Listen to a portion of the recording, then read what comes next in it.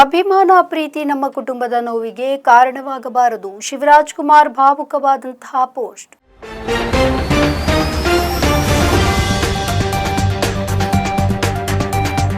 ಬೆಂಗಳೂರಿನಲ್ಲಿ ನಡೆದಂತಹ ಕಾಲ್ತುಳಿತದಲ್ಲಿ 11 ಜನರು ಮೃತಪಟ್ಟಿದ್ದಾರೆ. ಆರ್ಸಿಬಿ ಗೆಲುವಿನ ಖುಷಿಯಲ್ಲಿದ್ದಂತಹ ಅಭಿಮಾನಿಗಳು ಅಸುನೀಗಿದ್ದು ನಿಜಕ್ಕೂ ಕೂಡ ಶಾಕಿಂಗ್ ಸಂಗತಿ. ಈ ಘಟನೆಯ ಬಗ್ಗೆ ಅನೇಕರು ಸಂತಾಪವನ್ನ ಸೂಚಿಸಿದ್ದಾರೆ.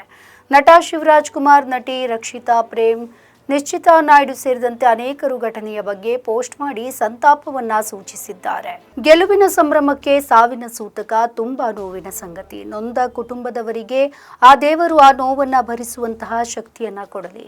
ಸರ್ಕಾರ ಮೃತಪಟ್ಟವರಿಗೆ ನೆರವಾಗಿ ನಿಲ್ಲಲಿ ಅಂತ ಪ್ರಾರ್ಥಿಸ್ತೇನೆ. ನಾನು ಇಂದಿಗೂ ಕೂಡ ಹೇಳುವುದು ಒಂದೇ, ಅಭಿಮಾನ ಪ್ರೀತಿ ನಮ್ಮ ಕುಟುಂಬದ ನೋವಿಗೆ ಕಾರಣವಾಗಬಾರದು. ನಿಮ್ಮ ಅಭಿಮಾನ, ನಿಮ್ಮ ಪ್ರೀತಿ ಎಲ್ಲರನ್ನ ಕೂಡ ಕಾಪಾಡುತ್ತೆ. ನಿಮ್ಮ ಕುಟುಂಬದವರನ್ನ ನೀವು ಮಾತ್ರ ಕಾಪಾಡಲು ಸಾಧ್ಯ. ಓಂ ಶಾಂತಿ ಅಂತ ಶಿವಣ್ಣವರು ಪೋಸ್ಟ್ ಮಾಡಿದ್ದಾರೆ.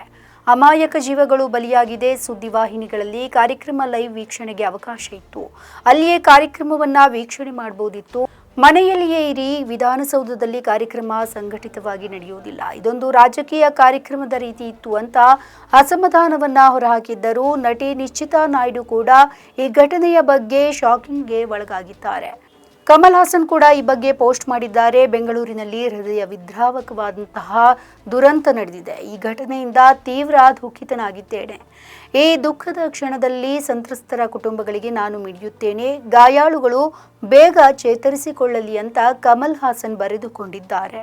ನಮ್ಮ ಈ ವಿಡಿಯೋ ನಿಮಗೆ ಇಷ್ಟ ಆದಲ್ಲಿ ಲೈಕ್ ಮಾಡಿ, ಶೇರ್ ಮಾಡಿ, ಕಮೆಂಟ್ ಮಾಡಿ ಮತ್ತೆ ಸಬ್ಸ್ಕ್ರೈಬ್ ಮಾಡಿ.